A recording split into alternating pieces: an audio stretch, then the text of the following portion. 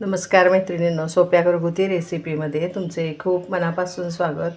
आज आपण बनवलं आहे कुकरमधलं इन्स्टंट क्रश लिंबू लोणचं. उपवास असो की तोंडी लावणं, तोंडाची चव वाढवणारं असं हे लोणचं कुकरच्या 2 शिट्ट्यात तयार होतं. चला तर मग वेळ न घालवता हे लोणचं कसं केलं ते आपण बघूया. आता ह्या लोणच्यासाठी आपण हे 6 लिंबू घेतलेले आहेत. लिंबू ताजे, रसरशीत आणि पातळ सालीचे बघून घ्या. लिंबू कितीही घ्या, आपण हा गर मोजून घ्यायचा आहे. आता हे लोणच्यासाठी लिंबू कसे तयार करायचे ते पहिल्यांदा बघूया. बघा, लोणच्याचे लिंबू तयार करण्यासाठी ठेवलेलं पाणी आपलं उकळलेलं आहे. आता हा गॅस मी बंद करून घेते. लिंबू बुडतील इतपत पाणी घ्या. हे सगळे लिंबू आता ह्यामध्ये टाकून घेऊया.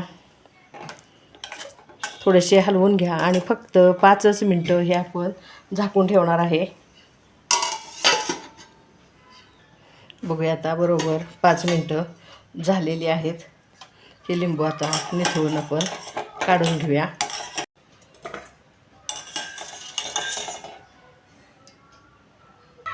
ते आता आपण पुसून कोरडे करून घेऊया. बघा, सालीला मऊपणा येण्यासाठी आणि सालीचा कडवटपणा कमी होण्यासाठी आपण हे उकळीच्या पाण्यात 5 मिनटं टाकून घ्यायचे. बघा कसे आता छान मऊ झालेत. हे आता कोरडे करून घेते आणि आता हे पूर्ण थंड झाल्यावर चिरून ह्यामधले बी काढून घ्यायचे आहेत. बघा, आता लिंबू पूर्णपणे थंड झाल्यानंतर हे चिरून ह्यामधले पूर्ण बी काढून घेतलेले आहेत. ह्यामधले बी काढणं फार गरजेचं आहे. एखाद दुसरा जरी बी गेला तर ह्या लोणच्याला कडवटपणा येतो, म्हणून ह्यामधले सगळे असे बी काढून घ्या. ह्या फोडी आता मी मिक्सरच्या भांड्यात टाकून घेते. मिक्सरचं भांडं कोरडं आणि स्वच्छ घ्या, जेणेकरून ह्या लोणच्याला पाण्याचा स्पर्श होणार नाही. आता ह्या सगळ्या फोडी ह्यामध्ये टाकून घेऊया.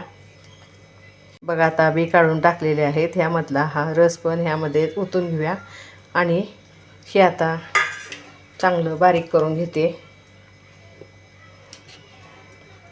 बघा, अशा ह्या लिंबूच्या फोडी आपण बारीक करून घेतलेल्या आहेत.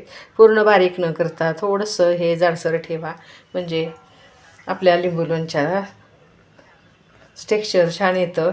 आता हा गर आपण एका वाटीनं मोजून घेणार आहे. जे वाटी गर मोजायला वापरणार आहे ती पण कोरडी आणि स्वच्छ हवी. आणि त्या भांड्यात तुम्ही काढणार आहे ते पण भांडं स्वच्छ कोरडं घ्या आणि त्यामध्ये हा गर काढून घ्या.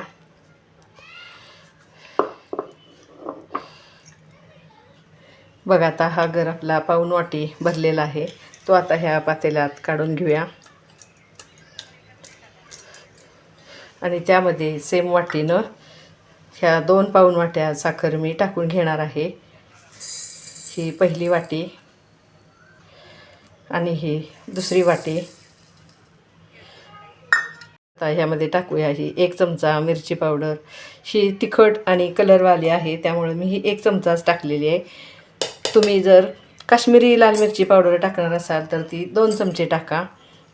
आणि आता टाकूया त्यामध्ये हे 1 चमचा मीठ आणि हे आता एकसारखं हलवून घेऊया. चांगलं मिक्स करा, म्हणजे ह्या लिंबूच्या गराला पटकन रस तयार होतो. बघा, आता हलवतच कसा रस छान तयार व्हायला सुरुवात झालेली आहे. हे साधारण मी 10 मिनटं आता असंच झाकून ठेवणार आहे आणि 10 मिनटानंतर आपण हे लोणचं कसं करायचं ते बघणार आहे.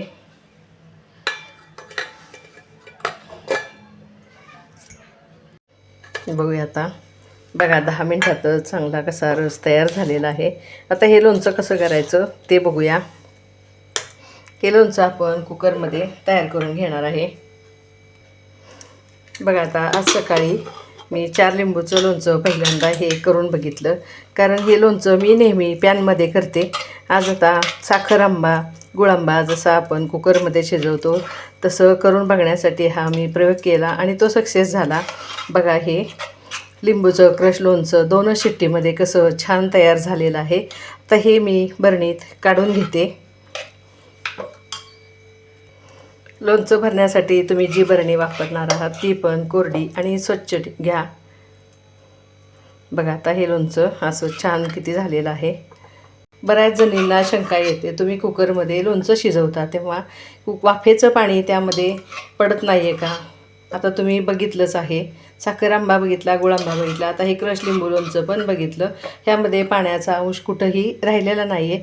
जेव्हा आपण कोणताही पदार्थ खाली पाणी घालून डब्यात घालून जर शिजवतो तेव्हा वाफेचं पाणी तयार होतं. असं जर आपण शिजवलं तर ह्यामध्ये वाफेचं पाणी तयार होत नाही आहे आणि हा पदार्थ टिकतो आणि एकसारखा शिजला जातो. म्हणून आज हा माझा प्रयोग सक्सेस झाला, तो तुम्हाला कळावा म्हणून मी हे कुकरमधलं क्रश लिंबू लोणचं तुम्हाला दाखवते आहे. तयार केलेलं लोणचं हे बरणीत काढून घेतल्यानंतर ह्याच कुकरमध्ये आपण आता हे लोणचं पण तयार करून घ्यायचं आहे. हा गर आता सगळा ह्या कुकरमध्ये ओतून घ्या. आता ह्या कुकरचं झाकण बसवून घ्या. गॅसच्या लहान शेगडीवर गॅसची फ्लेम हाय करून ह्या कुकरच्या आपण आता 2 शिट्ट्या करून घेणार आहे.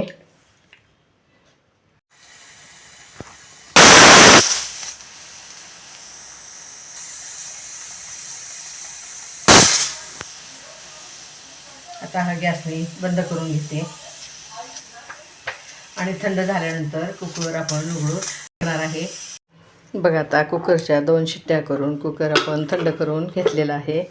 बघा लोणचं कसं आपलं छान तयार झालेलं आहे. वाव मस्तच. हे आपण आता पहिल्याच बरणीत भरून घेऊया.